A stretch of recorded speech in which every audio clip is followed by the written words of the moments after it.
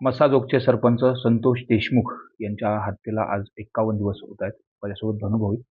भाऊ, हा कालावधी खूप मोठा आहे आणि दुःखाचा प्रसंग आहे, माहीत आहे. पाठचा भाऊ गेलेला आहे आणि एकंदरीतच समाजातला एक चांगला व्यक्तिमत्व गेलेला आहे. आजपर्यंत जो तपास झालेला आहे सगळ्या गोष्टी, कसं पाहता याकडे आणि 51 दिवस हे कसे गेले? आठवण कधी-कधी येते. पहिले 10-15 दिवस तर काय व्यक्त व्हायचं लोकांना हे कळत नव्हतं मला. म्हणजे काय बोलू, काय करायला पाहिजे? कारण त्या गोष्टीचे मी इमॅजिनच करू शकत नव्हतो, की भाऊ आपल्यात नाही, राहिला नाही. भावाला ह्या सगळ्या हैवान लोकांनी हिरावून घेतलंय आपलं. पण त्या दिवशी एक मोठं आव्हान होतं, की दुःख कुठेतरी पाठीला बांधून आपल्याला न्यायाच्या भूमिकेमध्ये उतरणं महत्त्वाचं होतं. पहिली जुनी एक म्हण आहे, भाऊ भावाचा वैरी. ही सगळ्यांना परिचित आहे. पण मी त्या दिवशी असं ठरवलं होतं, जोपर्यंत भावाला न्याय मिळत नाही, तोपर्यंत मी जरी या न्यायाच्या भूमिकेमध्ये मला किती जरी त्रास झाला, मला कुठल्याही भूमिकेत उतरावं लागलं, मला कितीही कोणी धमक्या दिल्या, काय केलं, तरी भावाला न्याय कसा भेटेल? न्याय असं का म्हणतो आपण, की यांना शिक्षा भेटली पाहिजे चुकीच्या कामाला. याला न्याय म्हणता येत नाही खऱ्या अर्थानं. कारण का काही जरी झालं, यांना किती जरी म्हणजे सजा दिली, फाशी दिली ह्यांना, तरी माझा भाऊ परत नाही येणार. माझ्या गावची हानी, माझ्या कुटुंबाची हानी कधीच भरून निघणारी नाही आहे. पण मला असं दाखवून द्यायचं होतं, की आपण अन्यायाच्या विरोधात, जे झालेल्या प्रकाराच्या विरोधात वैभवी नेहमी बोलते बघा, की जी आज वेळ देशमुख कुटुंबावर आलेली आहे, तिचे वडील गेलेत, ते लेकरं पोरके झालेत, माझा भाऊ गेलाय, माझ्या आईवडिलांचा लेक गेलाय.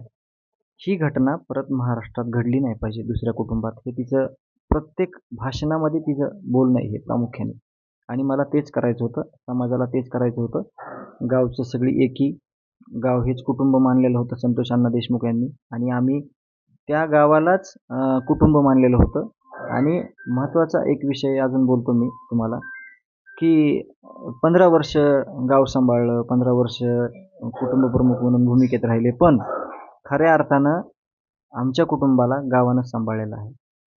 प्रत्येकाने आशीर्वाद देऊन, प्रत्येकाने आम्हाला सपोर्ट करून, तिथं तुम्ही काय केलं पाहिजे, काय नाही केलं पाहिजे, या गोष्टीला सगळं गाव पाठीराखं राहिलेलं आहे. आणि तुम्ही विचारल्याप्रमाणे मला 26 जानेवारीला ज्यावेळेस मी मुंबईहून सकाळी 7:30 वाजता घरी पोहोचलो आणि त्या सगळ्या मला आठवणीला म्हणजे एक मला इतका कंठ दाटत होता, की त्याचे कपडे काढून ठेवायचो मी बाजूला. त्याला सांगायचो, उद्या ध्वजारोहण करणार आहे. आम्ही आजी-माजी सैनिक, प्रतिष्ठित नागरिक, ग्रामपंचायतचे शिपाई, सर्वसाधारण एकदम सामान्य कुटुंबातला व्यक्ती यांच्याकडून ध्वजारोहण करायचो. त्याच रूढीच्या म्हणजे रूढीप्रमाणे पुढं पण आज समाजसेवक जे आहेत दत्तादादा बारगजे यांच्याकडून आमच्या गाववाल्यांनी आम्ही ध्वजारोहण करून घेतलं. तर तो दिवस माझ्यासाठी ह्या सगळ्या दिवसातला अतिशय म्हणजे इतकं मी रडलो त्या दिवशी, की मला काय व्यक्त व्हावं, काय भावना व्यक्त व्हाव्यात हे कळलं नाही. मला खूप वेदना झाल्या 26-27 तारखेला आणि त्याच्यातून मी अजूनही बाहेर नाही आलो. पण लढाई ही शेवटपर्यंत जोपर्यंत ह्यांना फाशी होत नाही तोपर्यंत लढायची आहे.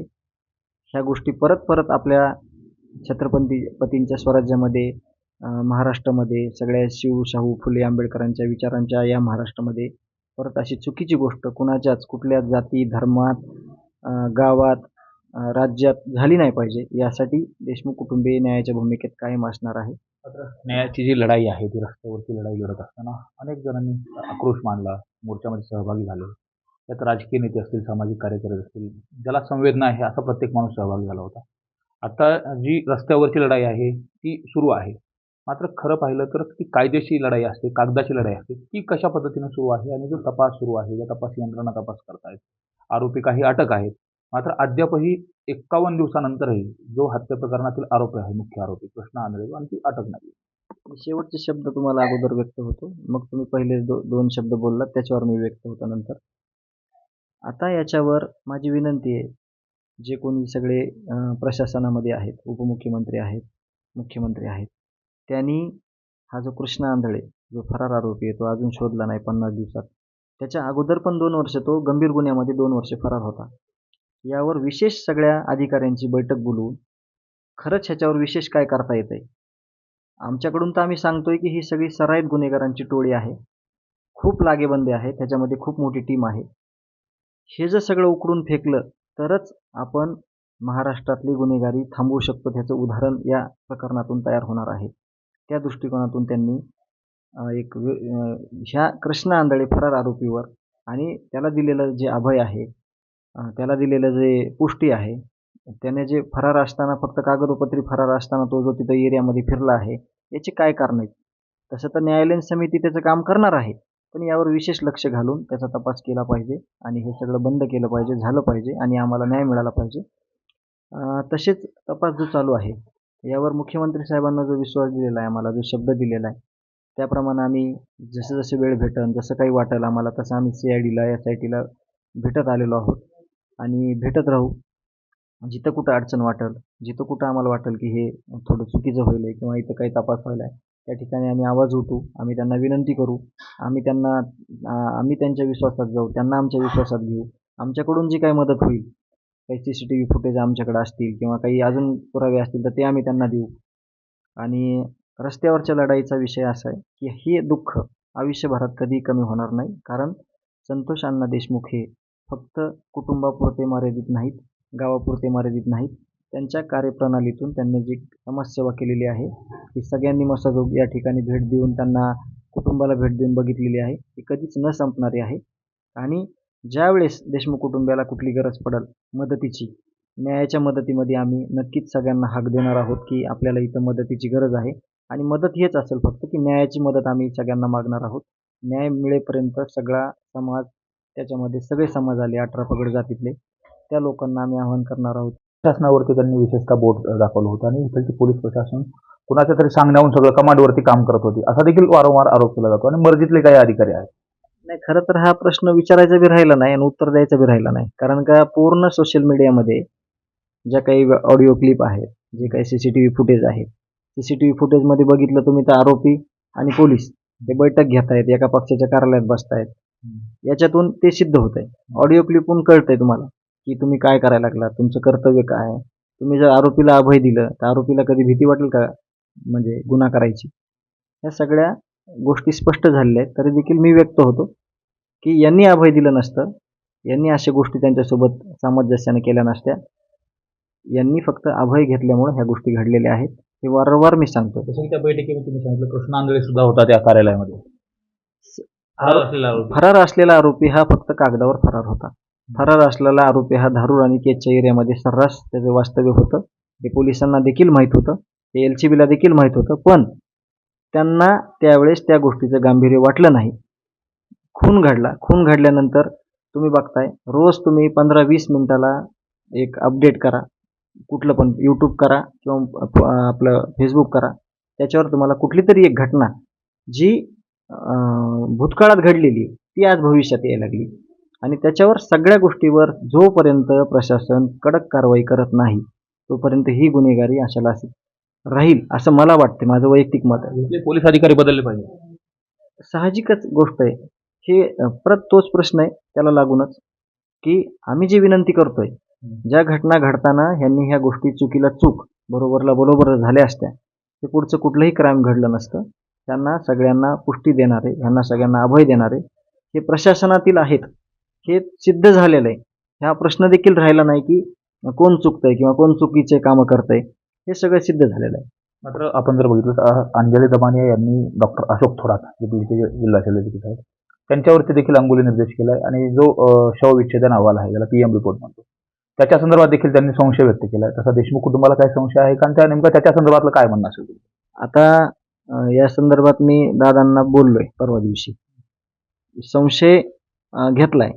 हा संशय माझ्यावर देखील घेतलेला होता, ह्याची तुम्ही साक्षीदार आहे. पण माझी पण चौकशी कशाची झाली पाहिजे की त्या दिवशी आम्ही काही फोन वगैरे केला का, किंवा जर काही घडलंय आमच्यात तर काही समोर आलंय का तुमच्या, तुम्हाला असं वाटतंय का की ह्या गोष्टीची तपासणी झाली नसेल SIT कडून किंवा CID कडून? त्याची सगळी तपासणी झालेली आहे. तसंच मी दादांना विनंती केली की जे 2 दिवस होते, 1:30 वाजता आरोपीला आणलं जात आहे, 50 पेशंट ह्या सगळे इकडचे तिकडे शिफ्ट केले जातात. आरोपीसाठी स्वतंत्र केलेली सोय आहे, ती सोय सोडून तुम्ही त्या पेशंट जिथं स्थलांतरित केले त्या जागेवर तुमची व्यवस्थित सोय केली जाते. तुमचा आजार काय झालाय त्याच्या काही कालावधीतच त्यांना ICU मध्ये नेलं जात आहे. या गोष्टीचं स्पष्टीकरण जे इन्चार्ज आहेत राऊत साहेब त्यांनी दिलं पाहिजे अशी मी दादांना विनंती केलेली आहे. तरी पण देखील आत्तापर्यंत काही मला वाटत नाही त्यांनी स्पष्टीकरण दिलंय. त्यांनी एकदा स्पष्ट केलं पाहिजे की त्या 2 दिवसातला घटनाक्रम काय घडला ते लोकांना समजलं पाहिजे. मात्र यामध्ये थोरातांचं नाव घेतलं जातं आणि अंजली दमानेकडून वारंवार ट्विट केलं जातं. म्हणून मी तेच म्हणतोय की त्या 2 दिवसात ज्या घटना घडल्या त्या संशयास्पद होत्या. तिथं दादा नाही आहेत. दादाचा नियोजित दौरा युरोपला होता. ते मला बोलले पण मी पहिलेच जाणार होतो. तर मी दादांना विनंती केली होती की त्यांनी स्पष्टीकरण देऊस तर पुढच्या गोष्टी ज्या आहेत मी माझ्यावर घेतल्याप्रमाणे मी माझ्यावर बोलल्याप्रमाणे की हे बघा ह्या लढाईमध्ये मी आत्तापर्यंत व्यक्त झालेलो आहे सगळ्या प्रसारमाध्यमांना की ह्याच्यात जे सगळे लोक आहेत न्यायाच्या लढाईत ते सगळे मिळून त्यांना एकच टार्गेट आहे त्यांचं की देशमुख कुटुंबियाला न्याय मिळाला पाहिजे. मग समजा मतभेद माझ्यात काय झाला तर मी स्वतःला त्याच्यात काय माहिती आहे ही माहिती करून घेतली पाहिजे.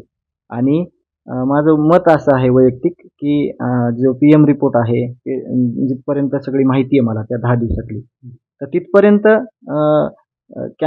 म्हणजे इन कॅमेरा झालेली आहे.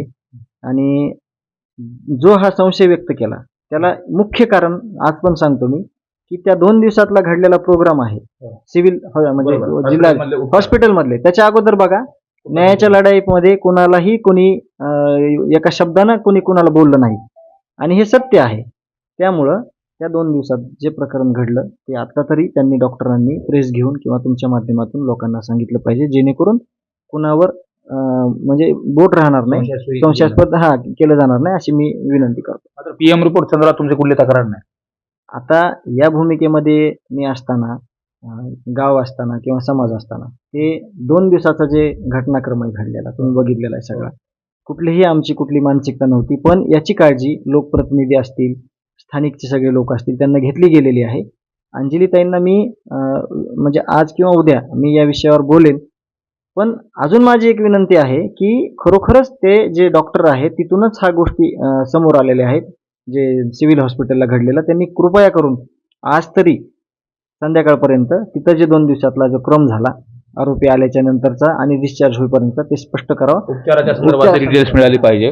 शेवटचा माझा प्रश्न आहे की नेमकं आता 51 दिवसानंतर राज्याचे मुख्यमंत्री असतील त्याचबरोबर उद्या अजितदादा येत आहेत त्यांच्याकडे काय विनंती असेल. शेवटी न्यायाची तर सगळ्यांचीच मागणी आहे पण एवढ्या दिवसानंतरही कृष्ण आंधळे अद्याप अटक होत नाही. मगाशी त्या प्रश्नाचं उत्तर देखील दिले. मात्र शेवटचं थोडक्यात यांच्यावर बोलण्यासाठीच मी तुम्हाला म्हणलं की याच्यात काहीतरी विशेष पथक नेमावं लागेल आणि हे नेमके काय करतात 100% हे जे आलेले आहेत आरोपी असं आपल्याला म्हणता येईल की त्या आरोपीला तर माहीत असणार हे संघटित गुन्हेगारी त्या आरोपीला तर माहीत असेल ना त्यांच्या ठिकाणी कुठं कुठं होते क्राईम केल्यानंतर ते कुठं जाऊन लपायचे कुठं राहायचे. तर अजून चांगल्या पद्धतीने यांची कस्टडी घेण्यात यावी त्या जेणेकरून हा कुठं आहे त्याचे संभाव्य कुठं कुठं ठिकाणी आहेत तिथे जाऊन त्यांना ताब्यात घेता येईल अशी मी विनंती करतो. आपण पाहिलं 51 दिवसानंतरही संतोष देशमुख हत्या प्रकरणातील आरोपी जो कृष्ण आंधळे फरार आहे त्याला तातडीनं अटक करा त्यासाठी विशेष पथकं नेमा. मात्र माझ्या भावाला न्याय मिळाला पाहिजे या दृष्टिकोनाची जी भूमिका आहे ती धनंजय देशमुख यांनी व्यक्त केली. त्याचबरोबर एकंदरीत आरोग्य प्रशासनावरती जो संशयाची सुई व्यक्त केली जाते ती जे प्रभारी जिल्हा शल्यचिकित्सक संजय राऊत आहेत त्यांनी त्या बाबतीमध्ये जे उपचार वाल्मिक कराड यांच्यावरती केले त्याचं देखील स्पष्टीकरण मीडियासमोर येऊन द्यावं अशी मागणी देखील धनंजय देशमुख यांनी केली.